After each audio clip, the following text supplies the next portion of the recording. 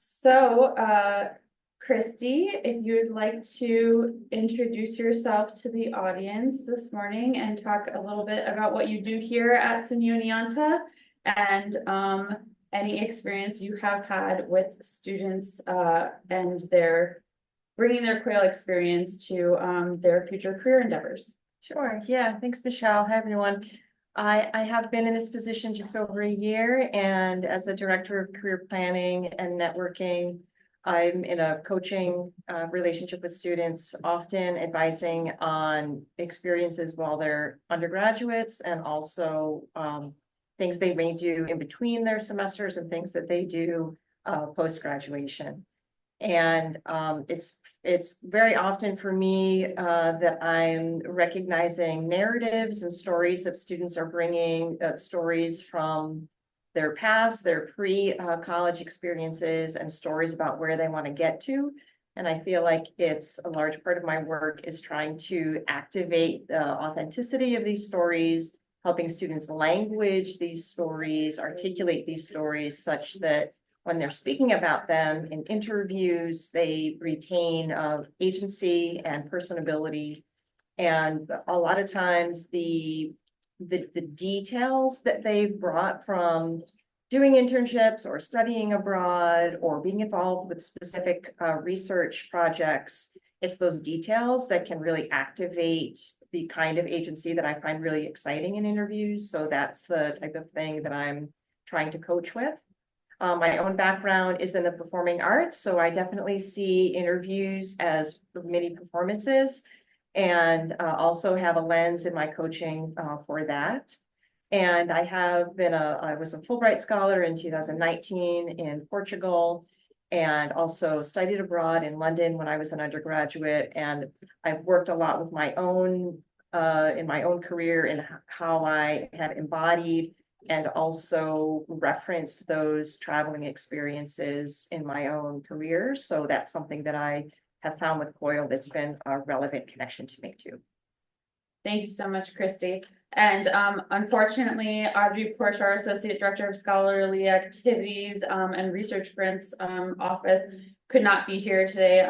She is out sick, but I'm just going to mention that her work with our student and professional scholars here on campus has helped really launch COIL experiences from a pedagogy inside the classroom to students then going on after their COIL experience to do research abroad, helping our professors also gain access to grant funding to be able to bring students to their COIL site, to visit a COIL site pre and post travel.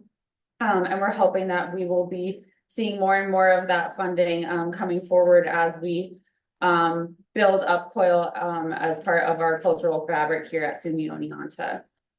And now I am honored to introduce our student panelists.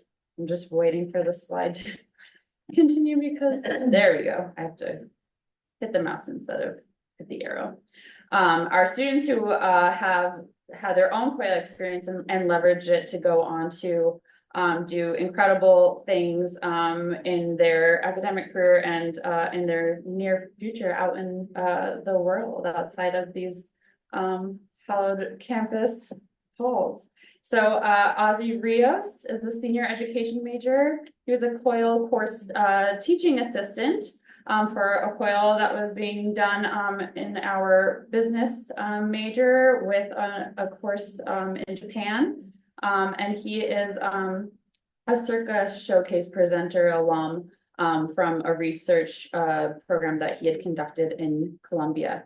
And today also with us is Alyssa Madramutu, who is a newer SUNY Oneonta student who we are so thrilled to have here with us on our campus, who recently received her associate's degree from Broome Community College and is now here. Yes. We have a Broome person, yes, in the room. She's like, I know her. Yes, everyone should know Alyssa. She's an incredible gem of a student and human being, and we're so excited to hear about her COIL experience, which brought her to Mexico after COILing virtually with her program. So Ozzy, let's hear a little bit about your journey first.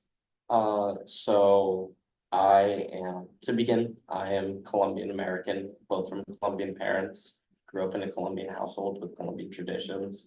But again, I'm American. I lack the Spanish fluency. I understand it. I just struggle to speak it. So that kind of puts a divide between me and my peers who are also Colombians or Hispanics.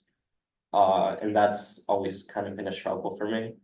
And so I tried to just stay to America, just kind of stay here, stay in my own little box, kind of try to create my own little circle. But then last fall, I had the chance to be a TA for Professor Durkin in the business department, as Mrs. Lopez said earlier. And well, that kind of pushed me to start going out of my box. A year later, I went to Korea for a study abroad. I came back about a month and a half ago. And I also did a circa showcase for a trip to Colombia, a research trip that I did on smart cities. But that all started for me from COIL doing a partnership with TMU with Professor Yamashita in the other room. Wonderful experience. It really opened my eyes to how different the cultures are between here in the West and the East. So. And just for clarification for the folks joining us online, CIRCA stands for Student Research and Creative Activities Showcase, and TMU is an exchange partner that SUNY Oneonta has at Tokyo Metropolitan University. Thank you so much, Ozzy. Alyssa? Hello, everybody. Just to let you know a little bit about myself. Like they said before, I transferred over from SUNY Broome. I graduated with my liberal arts and science degree in association. And within those 2 years at SUNY Broome, I have learned a lot. I am a first generation from my family, and my parents migrated from a different country as well, kind of like Ozzy as well. My parents is from Guyana, so I grew up in like a Western, like Caribbean culture in a household. But, because we lived in America, so many different places from Florida to Queens, New York, to Bennington, to now, just me living in Oneonta. And my travels to Canada and Mexico and hopefully more other places has definitely brought in my view on the world and interactions with people. I have done many achievements at SUNY Broome, and I hope to complete lots of more over here at SUNY Oneonta. And if you guys have any questions, I'm willing to answer. Thank you, Alyssa. So now we're really going to go into a dialogue with our audience here in the room and with our large audience here in Zoom. Christy and I have prepared some prompts for our students to dive deeper into their COIL experience and how they're leveraging it now for study abroad, for their coursework, and then for what they hope to do in the future. But we really want this to be an interactive session, so please feel free to raise your hands. We'll call on people. I am just the moderator. I am by no means like the controller of questions and answers, so feel free, everybody, to just interact and make this a larger dialogue. So I have a question for our students, and that is, what would you have done differently in terms of COIL? This morning we heard from faculty members who talked about obstacles they face, right? It takes a lot of work to implement these COIL modules in the classroom, but what is it like for a student? What obstacles did you face, and what do you think you would have done differently if you could have done anything differently from your side of the screen? Yeah, I'll start.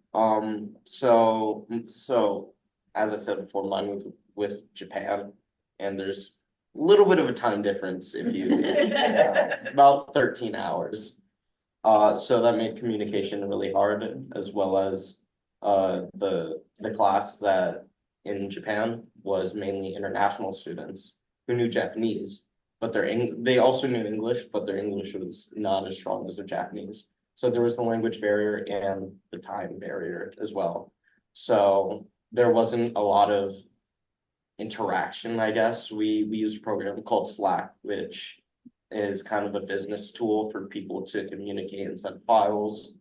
And well, it was kind of like one person from our school would respond to the discussion, and then probably like 7 hours later, another one would, and then another one would.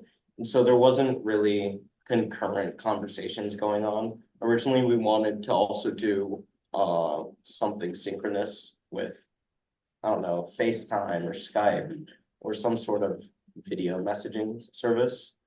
But we weren't able to do that because of the English level. So I wish I had the opportunity to actually interact with the students more and get to know them and how their culture kind of warps their reality. Not warps, but kind of how it differs from ours in my point of view as a Westerner Colombian American. So Thank you, Rosie. Melissa? For me, I honestly wish I just kind of took a lot more pictures and really just enjoyed the beauty that was given to me and the opportunity that was served to me. It just felt like a very surreal moment when I was able to go to Mexico and was able to be picked and be a part of the storytelling and heritage course at SUNY Bro. And just to be a part of everything, it just felt like a fever dream and almost in a sense. So I'm really grateful that I was able to have the opportunity. I just wish a little bit more that I was able to lost my words a little bit, I guess, appreciate it a little bit more for the beauty that the opportunity that was given to me. And what an incredible opportunity, because not all COIL participants get to actually physically go to their partner country, nor have their partners in the international destination come to the United States, which you also had the opportunity to do.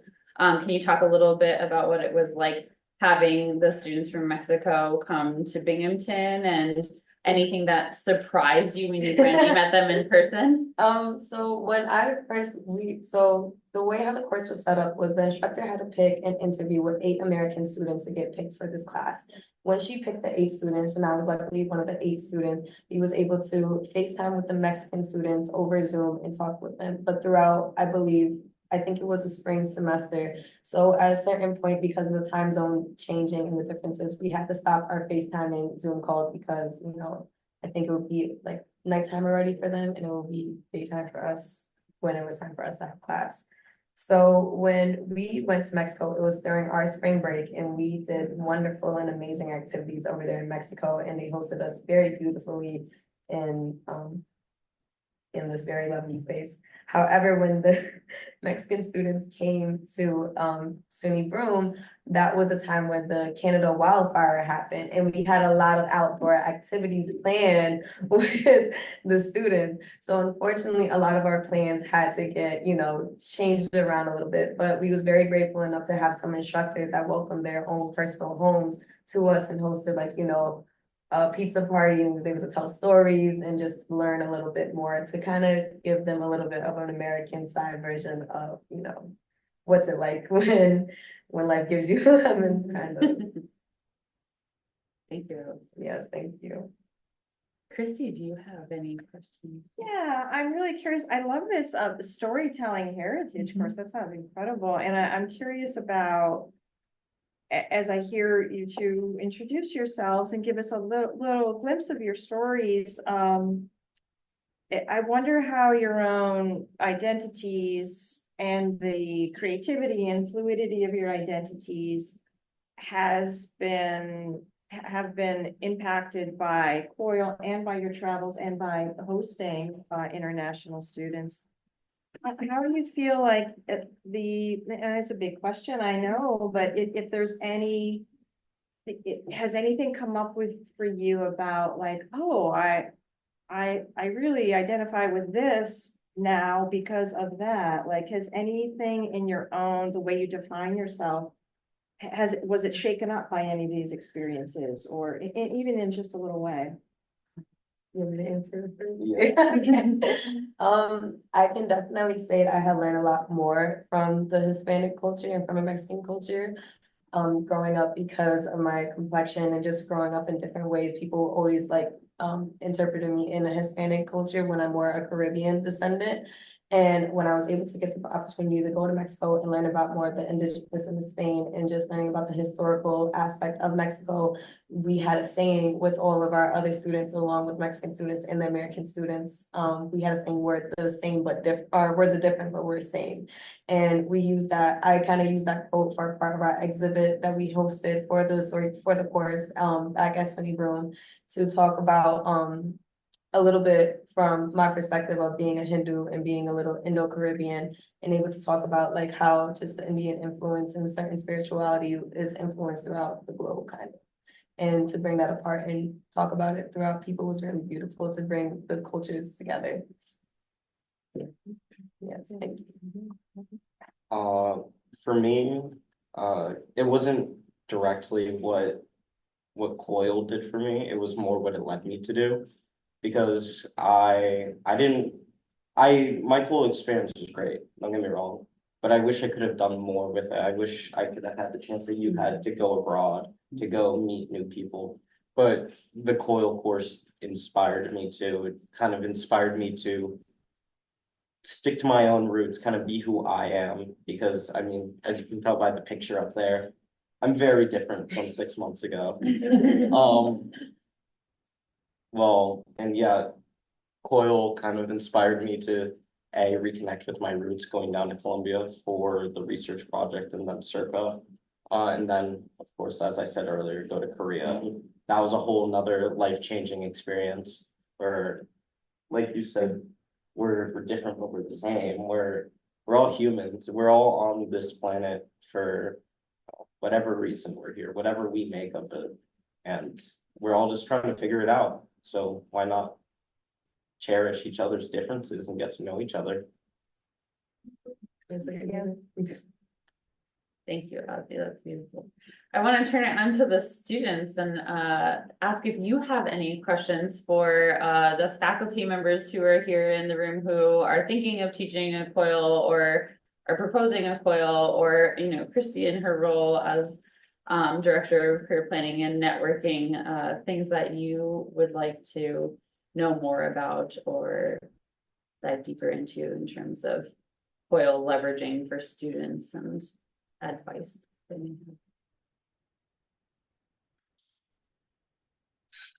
I wasn't prepared for this. That's okay. If not, we have lots of other questions. I mean, maybe we can take apart this word leveraging a little bit. For you to and you know, travel different languages. Like, let's look at language and how, you know, and in most interviews we're talking, we're having to put into words. The question I might have for any faculty is what is the perspective of it teaching a COIL, like, you know, teaching it from two different perspectives? Because you're not only teaching, you know, your students here, you're also somewhat collabing from another, you know, school from a different country or different aspect. So how is that experience? Or has anybody done that so far, or have teach a COIL experience before in the room? Or online for this. I'll speak, I can say a little bit, so I do. And please just speak up so the owl will catch your voice. Yeah, so I do the administration of COIL on my campus, and so some of the ways, because thinking about leveraging, and the three of you on this panel, one of the things I think I'm always thinking about is connecting how our students will take what they learn in a COIL course post. So we offer associate degrees, and whether they move on to a bachelor's or a graduate degree or work in industry, like how they'll translate the COIL experience to that. And so our business courses have looked at like cross-cultural marketing, which I think is really interesting. So they'll take a product that we're all familiar with and see how they've been marketed in the United States or in Mexico. And then, so I think that, you know, because we often center ourselves living and, you know, getting all the feedback as Americans. And so that I hope will help students in whatever, if they jump into a business career. And for, you know, some of our other exchanges, like with our political science professor, and he had a exchange with a plant scientist, I believe, just thinking about how we're continually touched by global systems is also something, so that the food we get, you know, that it's all connected globally, and that we're not, those kinds of thinking, like I'm hoping will come out of the COIL course, but, you know, listening to the two of you, I thought like, we don't do enough about hearing how, like, what happens after your COIL. We hear during COIL, but I'd love to hear like a semester or two later, like how it still impacted them or maybe changed. Maybe you can. 'Cause you So, did it. I graduated at SUNY Broome back in December of 23, but I had the ceremony in May of this year. As soon as I saw, Michelle, I actually went up to her and I told her a little bit about myself because I wanted to jump back straight into studying abroad. For me, I come from a very diverse and a large background of family, and moving around and traveling so much, I interact with so many different people throughout all along the spectrum. So with my interactions, I feel like I'm able to connect a little bit more with people just because you know a little bit more information subconsciously about the culture and about who they are, so they don't feel left alone.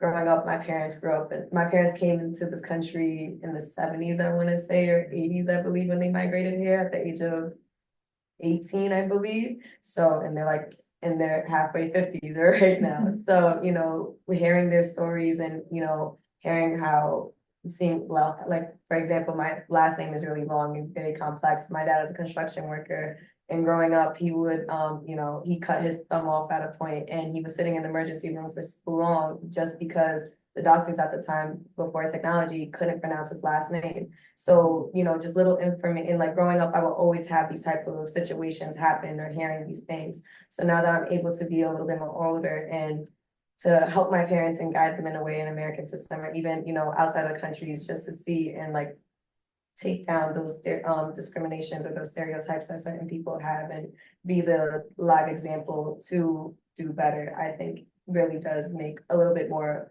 it has more of an impact than you think of it. And it also kind of pushed me into my major as well too, of human development and family studies, because I didn't know what I wanted to do, but I love human connections and I love interacting. And the more I travel and go around globally, the more I'm able to learn and interact with many people. What was the question again? I'm sorry. I'm just thinking about how COIL will still impact you or does impact you, and you've also done a study abroad. Yeah. So, and I love that you connected with your own culture because you saw an outside culture and then came back to your own. So like, how do you think about it a semester or two later? Well, of course it's great. It was a wonderful experience. As I've repeated again, I sound like a broken radio right now, but it was truly an incredible experience to get to know people who were so different from me. And well, I mean, with that, because growing up, all of my friends have always been internationals a lot of the time. So I've gotten to experience other cultures. And at first, for me, that was more like, oh, I want to be more like them because they're my friends and I like that. But now after COIL and seeing, because also they were all international students, the COIL students from Japan. So there was Chinese students, Korean students, Thai students, I think an Indian student. So I got to see so many differences and they were all, you know, friends. And it kind of made me want to accept who I am more. And my study abroad journey was more of a kind of emotional thing for me, kind of to come full circle, kind of complete myself. Well, I'm not complete, of course, every day I'm still growing. But it was to learn from it. I really needed it, and I'm really happy that I took that COIL TA position. Now moving forward, I want to help my students in time education to also have the same experiences, be able to accept themselves for who they are, their ethnic, national background, their race. I want them to be able to be themselves, my students, without worrying about other people and the opinions of other people. And that's so hard in this modern day society. And I think COIL really helps with that because, you know, before the internet, we couldn't really communicate with foreign lands, other cultures, but now it's at our fingertips. So why not expose them to that and kind of try to teach them a little bit about themselves. Ozzy, do you want to go into what your hope is for the future and the big application you're currently in? Yeah, so I'm currently working on a Fulbright application to Colombia for 10 months to go back home, again, reconnect with my culture, kind of get to know the life I never had and the people that I never met. But now that I'm kind of more mature, more ready for it, and I also kind of want to give back to my community, be able to show my students opportunities that, say, my grandfather, who inspired me to become a teacher, oh, opportunities he never had, opportunities that my mother never had, even though she's also an educator here in the US. There's so much that other countries kind of don't have access to, but we as Americans do. And I kind of want to try to open the door to that, be able to help them reach new heights that they never have or never thought they could have. So I just want to help people. That's my big goal. As long as I make a genuine impact on one of my students, I'm happy with my life. Thank you, Ozzy. And Alyssa. Could we, I wonder if you might each say something about, I mean, COIL is through technology, right? And as you're saying, we now, the global reach that we have is of course, easier with the technological platforms. I wonder if you could each speak to like the communication via technology in your COIL time and the tricky things about it, great things about it, and yeah. So for me, it was kind of funny because I told them like I have my parents grew up in a Caribbean household. Growing up in a Caribbean household, I kind of pick up on the accent sometimes, despite, so certain words I have a hard time pronunciation. So Spanish wasn't always a really easy language for me to learn. So when signing up for the course, I expressed that, concern to my instructor, and she told me, don't worry about it. You're not even going to speak Spanish, because for us, it was storytelling and heritage for SUNY Broome, but for the university in Mexico, it was a learning English course. So it kind of worked out both ways, that they was able to learn about, English, and he was teaching them more so. And for us, we was learning about heritage and just storytelling. So it kind of worked out in a way, and we was go to the locals. We all had American always had a Mexican buddy to like partner up with when he was going in throughout the towns. So we wasn't getting like, ripped off a little bit by the locals and overpriced on anything. So we had some protection a little bit over there. The only barriers I think we had probably is when we went to certain museums or certain attractions out there in Mexico, and some of the plaques was kind of really long to translate for the Mexican students in English. So, but luckily we did have somebody that spoke English and Spanish as well to work out for us. So it worked out for me a little.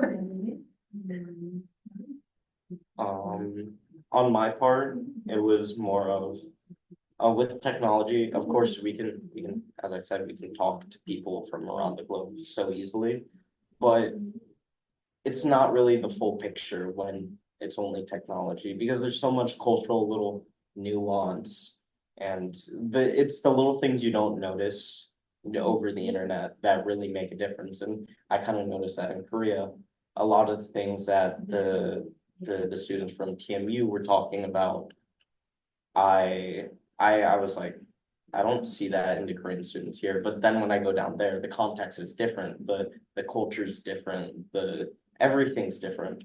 So people act differently. One big thing in Korea for me was like no trash cans out on the sidewalks. And I didn't realize that made the cities so much cleaner, so much more organized. And when my friends would talk to me about that, or I would see it over the TA course, I'd be like, how would that work? Where would you throw out your trash? They just carry it home, and that's normal to them. And as an American and a Colombian, that's unheard of to me. That there's no trash cans. I have to carry around my trash, especially because, you know, I'm a man, so I don't usually have a bag or a purse on me. So I don't have anywhere to put it, so I'm carrying my Starbucks cup that I got 2 hours ago through the museum, and I'm like, well, where am I supposed to throw this out? And past that, it's also the language as well. It's how they say things, how they pronunciate things, the linguistics behind it. You don't catch on to that until you actually go to the country and go experience it. That's why I went to Korea completely blind, not knowing anything.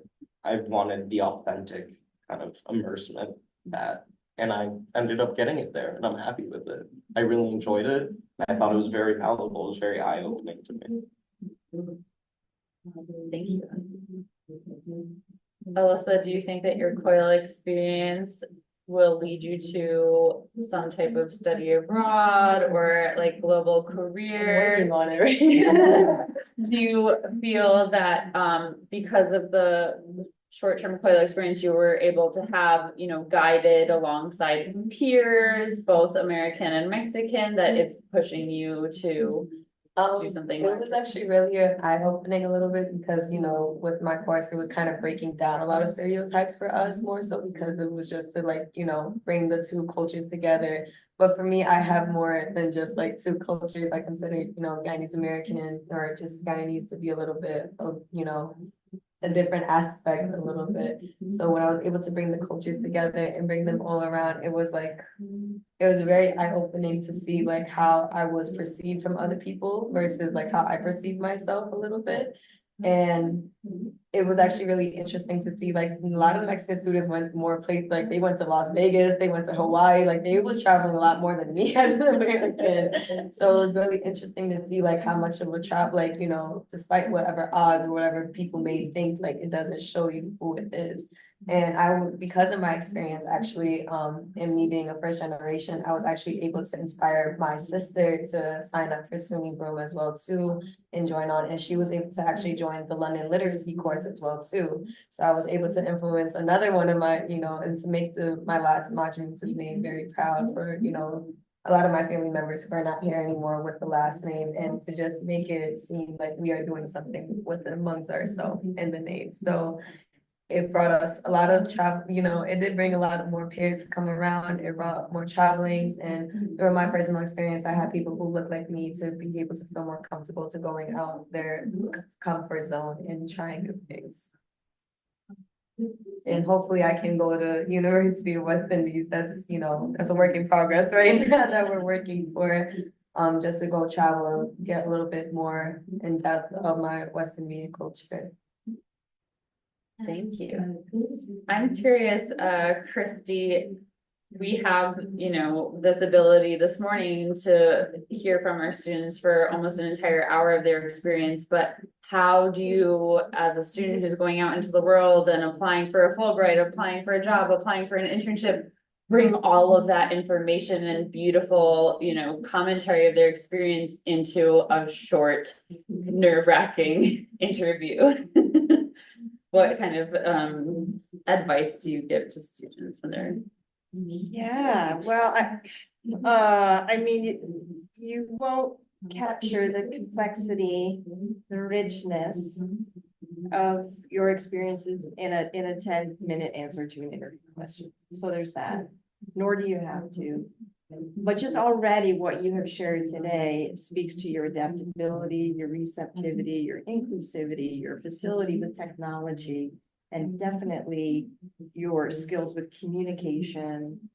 And through those practices, you've come into greater self-knowledge. And that authenticity it's there. That isn't anything you have to practice. It's there, right? The richness that you, as you were speaking about Ozzy, with what it's brought back to you and how it seems like it's really informed for you as I hear it. That it's brought like to the surface as value that you want to help the service that is present in your goals is very present. That will come to the surface in whatever interview you're in. So while it is impossible, well, it will be impossible to capture all the complexity, please trust that as you speak, it's being revealed, Your experiences will come through in your answers and in your actions.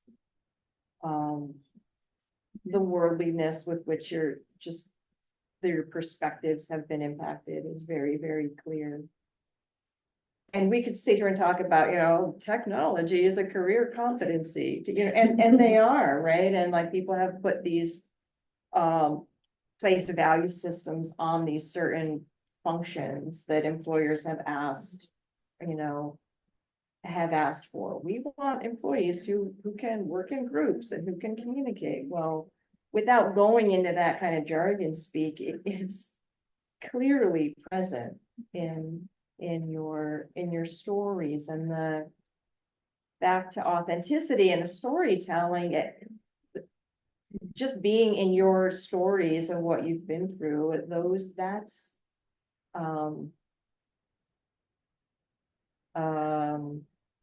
that's gold.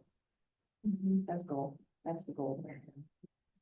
And I think it's more a question, as I hear you in your stories, I'm thinking, I really hope you're interviewing the interviewers, right? And you're making sure that, you're coming at this with all of this richness you're holding. And I hope that as you're in a situation where it's an outcome that you want, I hope you're holding accountable whomever it is that you're asking that thing for, right? Like, what are your technology practices? What are your communication practices? What are your inclusivity practices? Because I've been doing you've been in the work.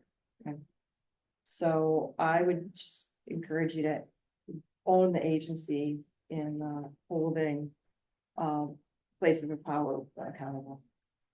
Thank you, Chrissy. That's such an important point to remember for our students, that it's not just an interview on you, you're interviewing them as well, making sure that your values and cultural morals are aligned with the companies or organizations that you're working with. I mean, it's very possible that the people who are interviewing you do not have the experience that you two have already had in such a short time of your life, and to make sure that you remember that you have that incredible experience and value that you're bringing to them, and they are going to have to fight for you too to have you on board.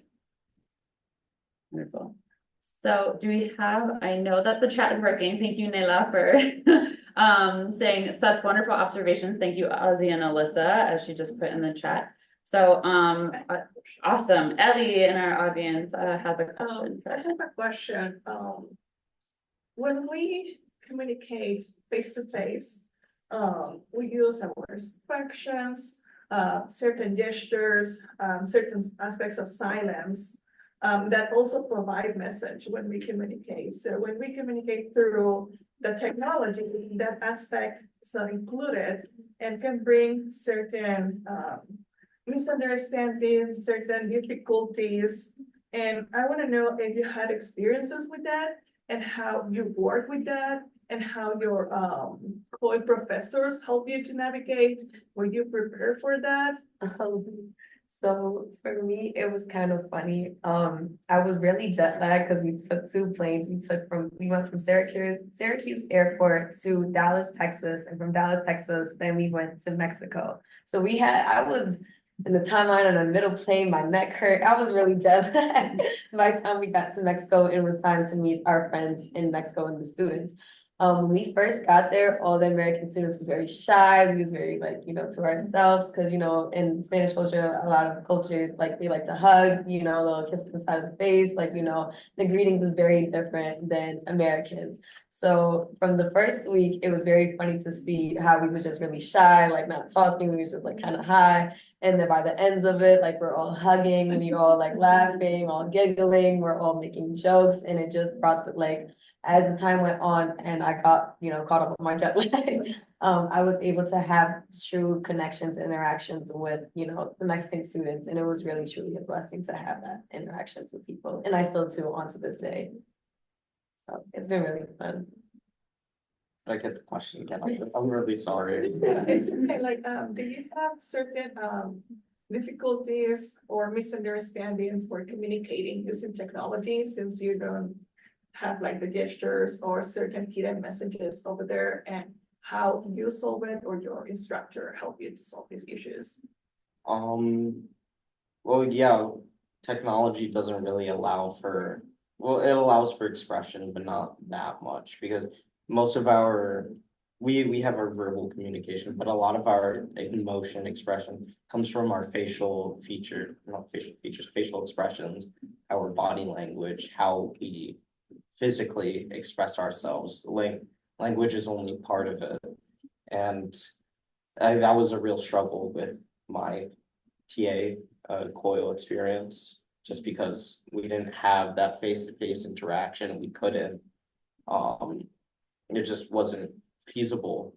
And so we struggled a little bit in that, and it kind of felt, it was a very good experience. It just kind of felt like we could have done more. And I wish we did more. I wish we could have, but it just wasn't in the cards for that experience. But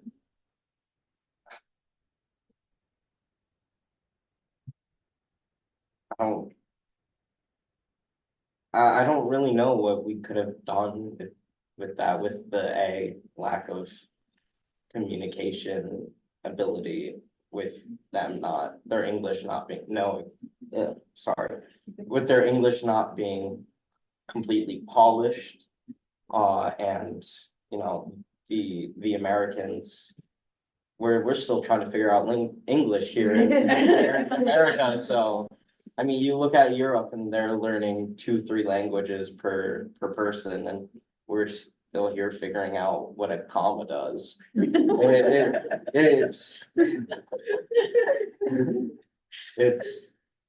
It's hard with technology, but having that face-to-face interaction, I feel would have been so much more genuine and real, something that they could have actually taken home with them and incorporated it in their life.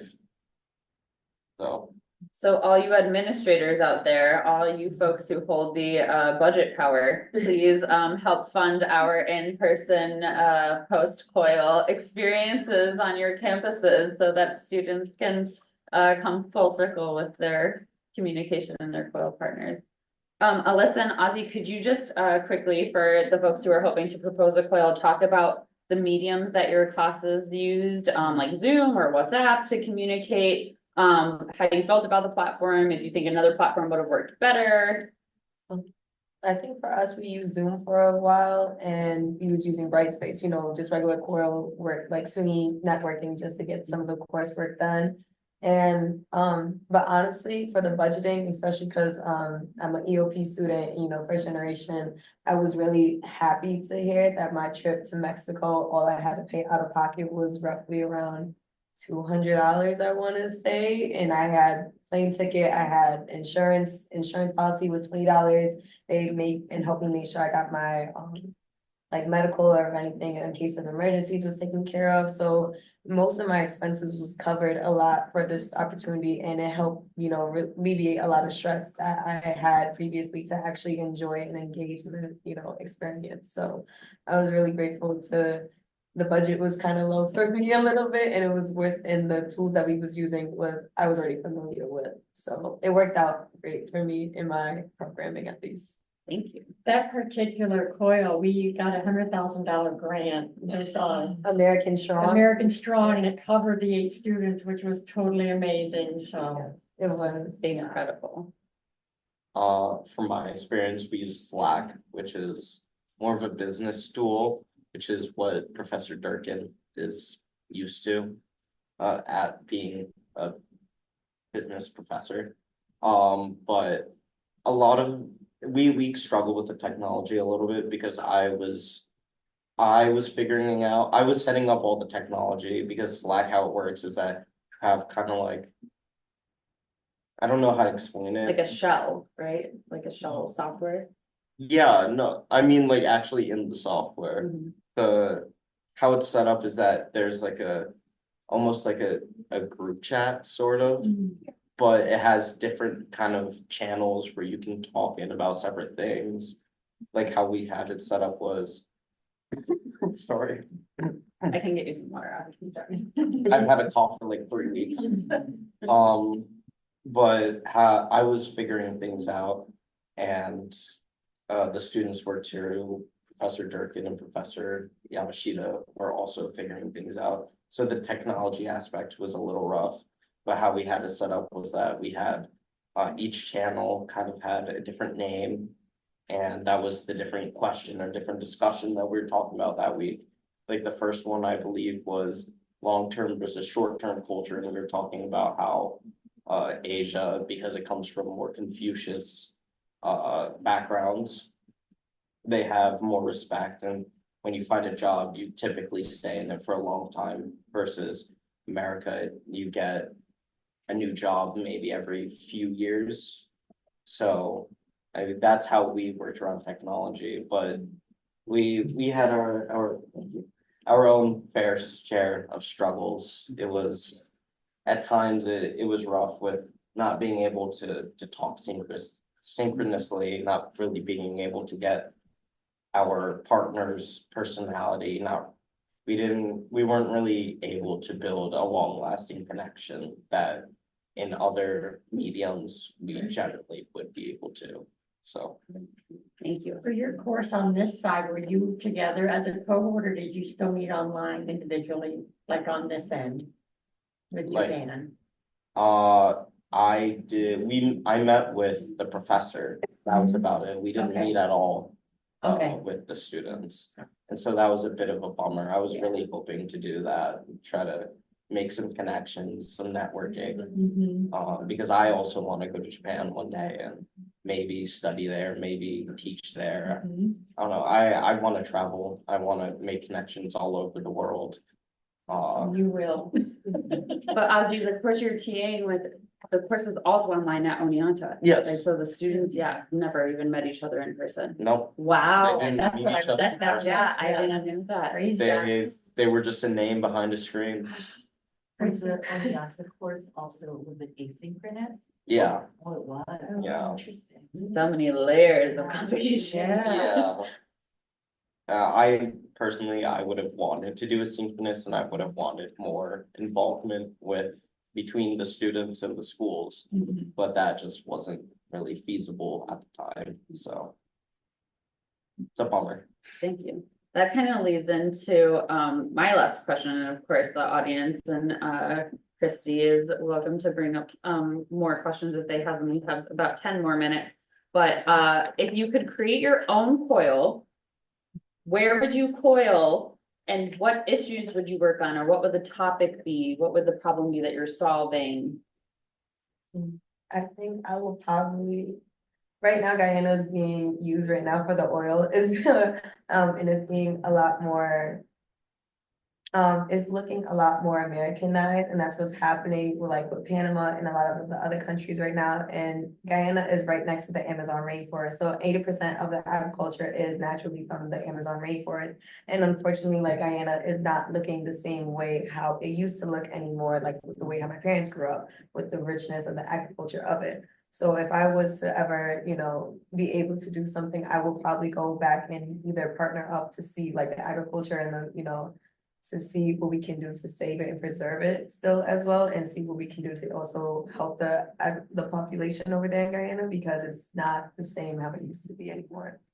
So not make it, to make it a little bit more modernized, but also keeping it still within the culture and keeping the richness of it.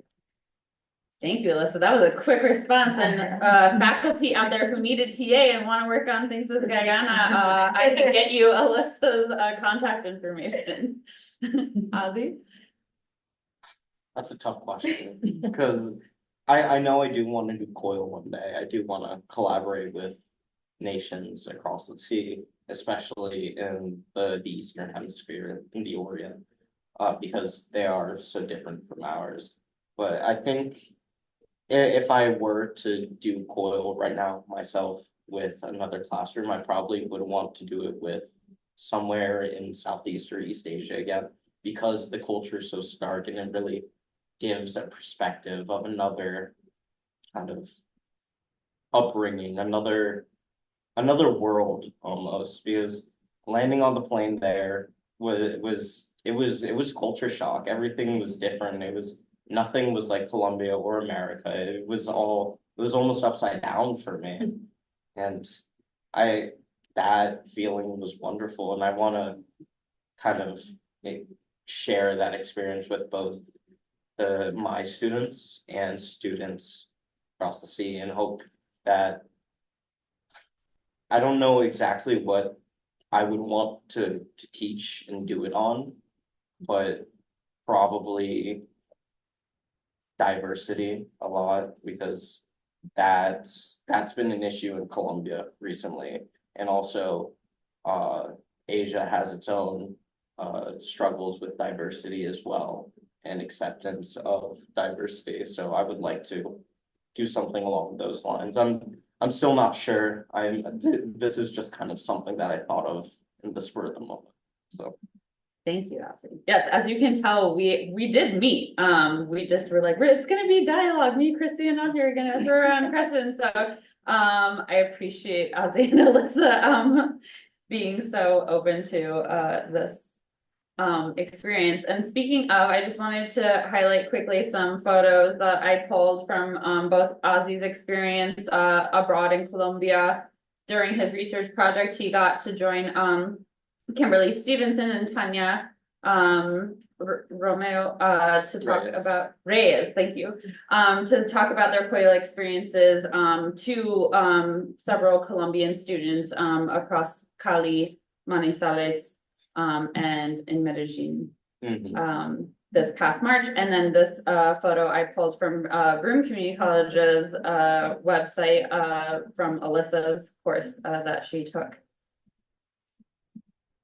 And then our last slide, I have just information on Ozzy, Alyssa's, and SUNY Oneonta's different COIL experiences, resources for both practitioners, students, professional faculty, administrators that were referenced in today's presentation. Everyone is going to get a copy of the slides along with the recording of the session. So don't worry, when I move to the next slide, you won't have to lose these links. And then finally, if we don't have any other questions in the room or in the chat, if you could just please click this link or scan this QR code and give some feedback. This is our very first COIL Academy for those who are joining late and didn't hear the welcome speech this morning. This is our very first COIL Academy, and it's something that we're hoping to obviously improve every year. Technology, of course, always can be improved, but just the topics that you folks want to hear who are listening in online and in room, the student experiences that you want to know more about, and just how we can improve and bring you more this time next year. And yeah, that link is also now in the chat. Thanks so much. I'm trying to bring it back. This is what Rachel was talking about. She was like, you can't go back. All right, well, it's in the chat for the folks. And every session that you have today is gonna have that same QR code for you to go back and give feedback on each session. So thank you so much. I wanna give a huge round of applause to our panel today, Christy, Ozzy, and Alyssa. Thank you so much for being here, sharing your stories and information with us, and inspiring everybody in the room and online. Thank you again.